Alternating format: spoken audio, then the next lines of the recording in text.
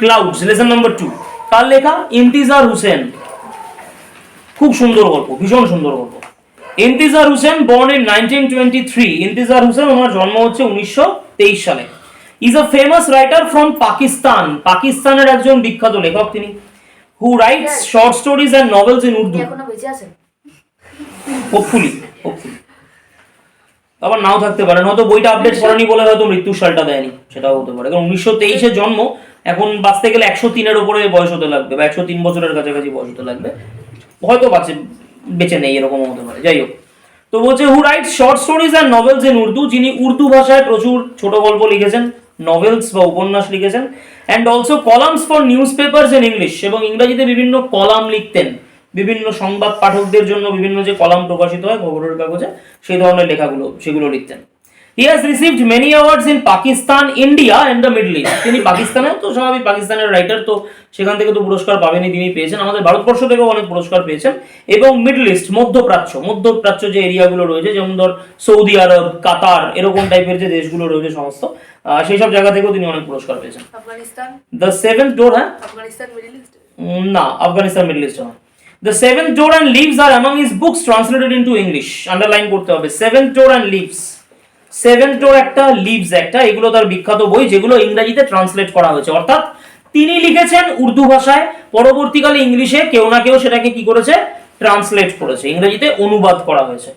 His Urdu short story Badal, underline, ভীষণ important, কোথা থেকে নেওয়া হয়েছে স্টোরিটা।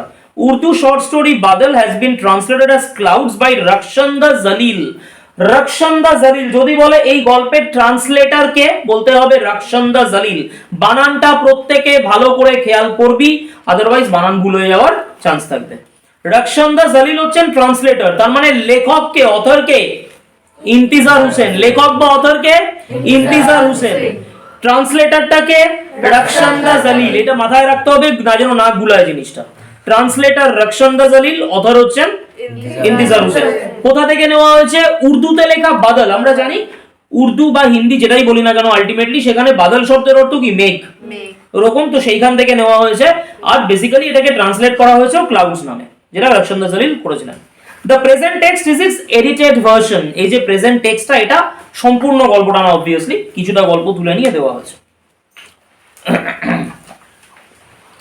হি wandered far in search of the clouds. ভালো করে দেখ, গল্পের স্টার্টিংটা কেমন একটা অদ্ভুত। যে কোনো গল্প আমরা পড়ি, তার শুরুতে কি থাকে? একটা নাউন থাকে, একটা নাম থাকে, কোনো একটা ক্যারেক্টার, তার নাম থাকে। এখানে গল্পটা কি দিয়ে শুরু হচ্ছে? প্রোনাউন দিয়ে শুরু হচ্ছে। হি, হি মানে সে। সে বলতে তার মানে কি? We can relate anyone. আমরা এই ক্যারেক্টারটার সাথে যে কেউ কি করতে পারি? নিজেদেরকে রিলেট করতে পারি। বিকজ এইখানে যে বাচ্চা ছেলেটার কথা বলা হয়েছে, তার মধ্যে যে কিউরিওসিটিটা বোঝানো হয়েছে, যে কৌতূহল ব্যাপারটা বোঝানো হয়েছে, এটা যে কোনো বাচ্চা ছেলে মেয়ে, মানে যারা তোদের মতন বয়সী বা কিছু, তাদের বয়সের মধ্যেই কিউরিওসিটি গুলো ন্যাচারাল ব্যাপার।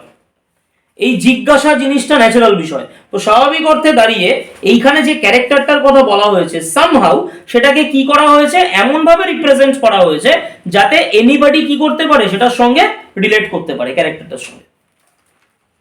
তো বলছে he wandered far in search of the clouds. ছেলেটা ঘুরে ঘুরে বেড়াচ্ছে। হি বলতে ছেলেটা তো বোঝাই যাচ্ছে, ছেলেটা এদিক ওদিক ঘুরে ঘুরে বেড়াচ্ছে। ফার মানে দূরে দূরে, in search of the clouds, মেঘেদের খোঁজে। একটা ছেলে বহু দূরে দূরে ঘুরে বেড়াচ্ছে মেঘেদের খোঁজে।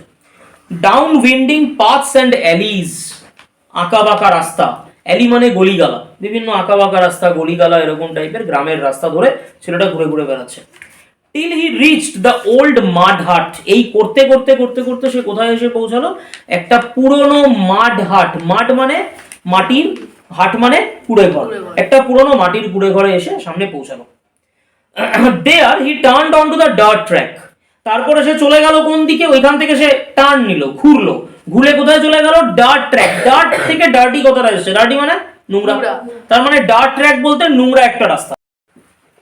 তো সেইখান থেকে সে ডার্ট ট্র্যাক বা একটা নোংরা রাস্তার উপর দিয়ে চলে গেল। He saw a grass cutter coming from the other direction.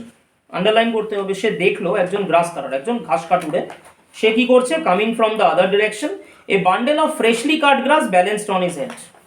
সে দেখলো উল্টো দিকের থেকে একজন গ্রাস কাটার আসছে, ঘাস কাটুরে আসছে।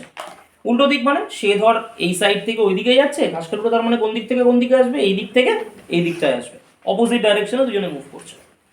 এ bundle of freshly cut grass balanced on his head, ঘাস কাটুরের মাথার উপরে ফ্রেশলি কাট গ্রাস, সদ্য কাটা ঘাস, সবুজ ঘাসগুলো মাথার উপরে ব্যালেন্স করে অনেকটা ঘাস নিয়ে সে আসছে। হি স্টপড দ্য ম্যান, সে থামিয়ে দিল লোকটাকে, অ্যান্ড আস্কড, এবং জিজ্ঞাসা করলো, have you seen the clouds there, আচ্ছা তুমি মেঘ দেখেছো? হুট করে তুই যেতে যেতে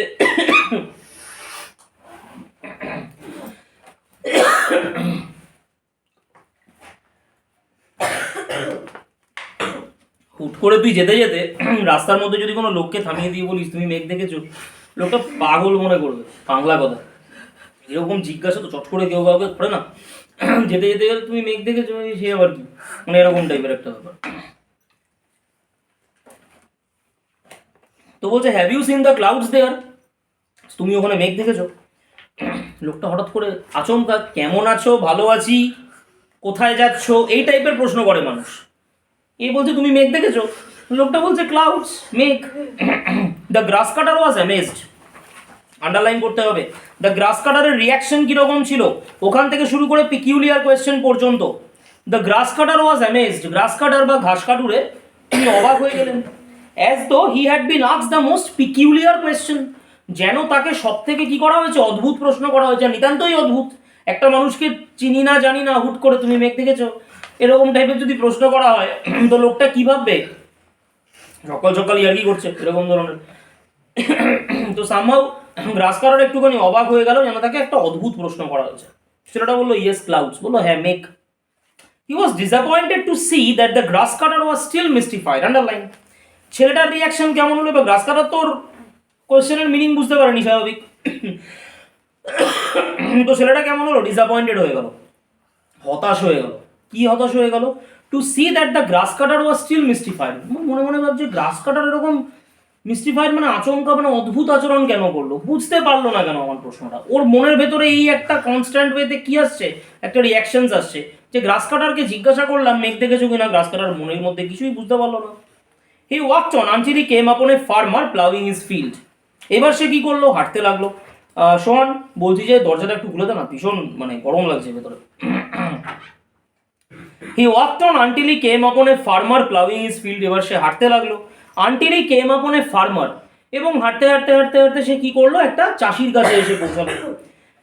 প্লাউইং হিজ ফিল্ড, চাষিটা কি করছে, মাঠে জমি কর্ষণ করছে, চাষ করছে, ভূমি কর্ষণ করছে। He asked him the same question, সে চাষিটাকেও একই প্রশ্ন করলো। Did the clouds come here, মেঘ কি এখানে এসেছিল? মেঘ এখানে এসেছিল মানে এমনভাবে সে প্রশ্নটা করছে, মেঘ যেন কারোর কি নাম, যেমন অনেকের নাম হয় না বৃষ্টি, এরকম নাম হয়, মেঘের অনেকের নাম হয় ওরকম টাইপের। তো মেঘ যেন কারোর একটা নাম, যে মেঘ কি এখানে এসেছিল, এরকম টাইপের ব্যাপার। The farmer too could not make sense of the question, underline.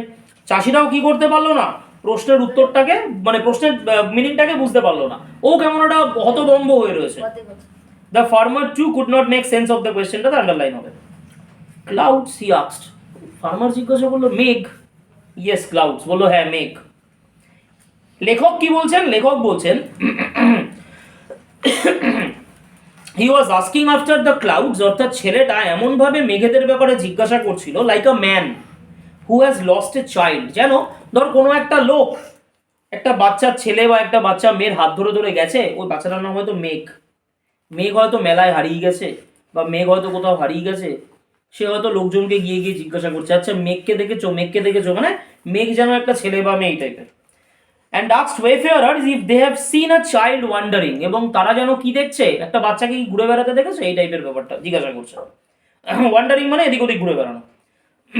Perhaps the clouds two wire lost children, হয়তো মেঘগুলোও কি ছিল, লস্ট চিলড্রেন ছিল, হারিয়ে যাওয়া বাচ্চাদের মতন ছিল। And he was going around asking people about them, আর বাচ্চা ছেলেটা কি করছিল, এদিক ওদিকে ঘুরে ঘুরে ঘুরে ঘুরে সবাইকে জিজ্ঞাসা করছিল, তুমি মেঘ দেখেছো, মেঘ দেখেছো। কেউই বেচারার কিছু বুঝে উঠতে পারছে না কি কোশ্চেন করছে। But no one could give him a satisfactory answer, কিন্তু কেউ তাকে স্যাটিসফ্যাক্টরি মানে সন্তুষ্টিজনক, মানে তার উৎসাহটাকে নিবৃত্ত করা হবে বা তার জিজ্ঞাসাটাকে মেটাবে এমন কোনো উত্তর কেউই কি করতে পারলো না, তাকে প্রোভাইড করতে পারলো না বা দিতে পারলো না।